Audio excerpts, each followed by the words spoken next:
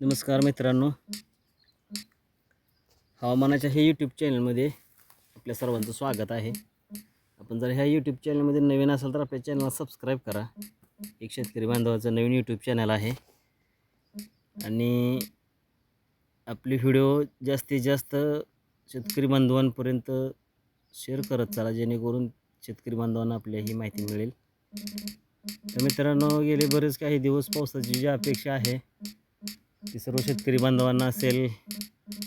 सर्वांनाच अपेक्षा आहे की पाऊस सुरू व्हायला पाहिजे आणि जो उन्हाचा पहार आहे तो पारा कमी यायला पाहिजे आणि वातावरण जे आहे ते थंडात्मक म्हणजेच उन्हापासून जे आहे ते सर्वांना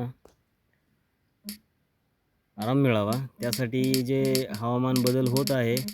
तर मित्रांनो, आज हवामानात खूपच मोठा बदल म्हणावा लागेल, कारण आपण गेल्या 2-3 दिवसाखाली आपण जी माहिती दिली होती त्यानुसार हवामानात बदल झालेला आहे. महाराष्ट्रातील बहुतांश भागांमध्ये ढगाळ वातावरण आहे. काही ठिकाणी स्थानिक वातावरण तयार होऊन काही ठिकाणी रिमझिम स्वरूपाचा तर काही ठिकाणी हलक्या स्वरूपाचा जो पाऊस आहे तो पडत आहे. तर पुढील काही दिवसांमध्ये सुद्धा वातावरण हे बदलत राहणार आहे आणि कारक जो पाऊस आहे तो पुढील 2 ते 3 दिवसांमध्ये आपल्याला पाहायला मिळेल. परंतु आजची स्थिती काय आहे ते आपण पाहणार आहोत. तर व्हिडिओ पूर्ण बघा, जेणेकरून तुम्हाला माहिती मिळेल की आपल्या भागामध्ये कशा स्वरूपाचं हवामान राहणार आहे.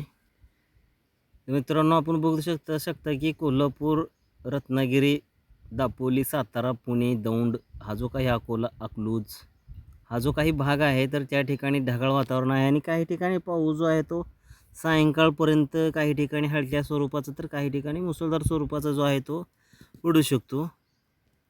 तर आपण बघू शकता की पुणे, दौंड, अकोले, नाशिक हा जो काही मुंबईचा भाग आहे तर ह्या भागांमध्ये सुद्धा काही ठिकाणी रिमझिम स्वरूपाचा तर काही ठिकाणी मुसळधार स्वरूपाचा जो आहे तो पाऊस पडू शकतो.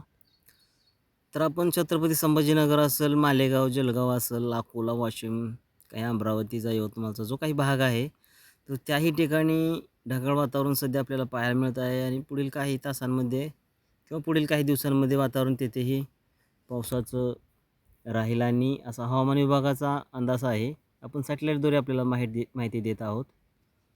तर काही नागपूरलगतील चंद्रपूर असेल, गोंदिया असेल, हा जो काही भाग आहे नागपूरलगतील, तर त्याही ठिकाणी काही ठिकाणी ढगाळ वातावरण आहे, काही ठिकाणी हलक्या स्वरूपाचा जो पाऊस आहे तो पडू शकतो.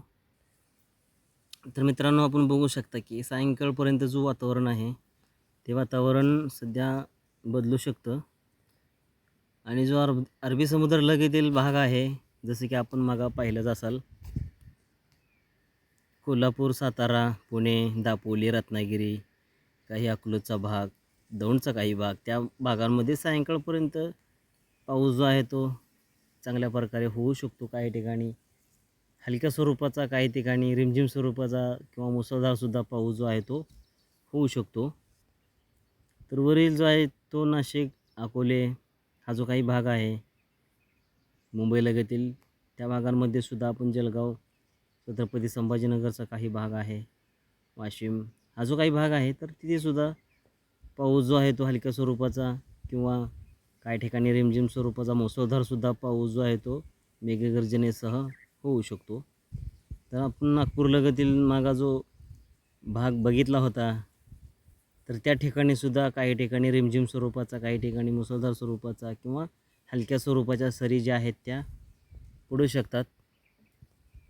मित्रांनो, आपण बघू शकता की अरबी समुद्रातील जो प्रवास आहे मान्सूनचा तो पुढील काही दिवसांमध्ये आपल्या महाराष्ट्र असेल आणि महाराष्ट्रातील काही बहुतांश राज्यांमध्ये जे आहे ते प्रवेश करू शकतो आणि चांगल्या स्वरूपाचा जो पाऊस आहे तो पुढील काळांमध्ये आपल्या महाराष्ट्र राज्यासह इतर राज्यातसुद्धा पडो. आणि त्यासाठी आपण आपल्या व्हिडिओच्या माध्यमातून आपल्यापर्यंत माहिती तर देण्याचा प्रयत्न आपण करणारच आहोत.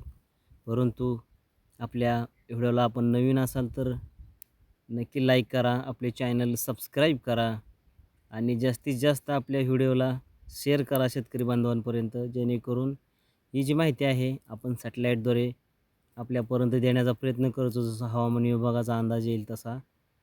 तर धन्यवाद मित्रांनो, आपला दिवस शुभ असो.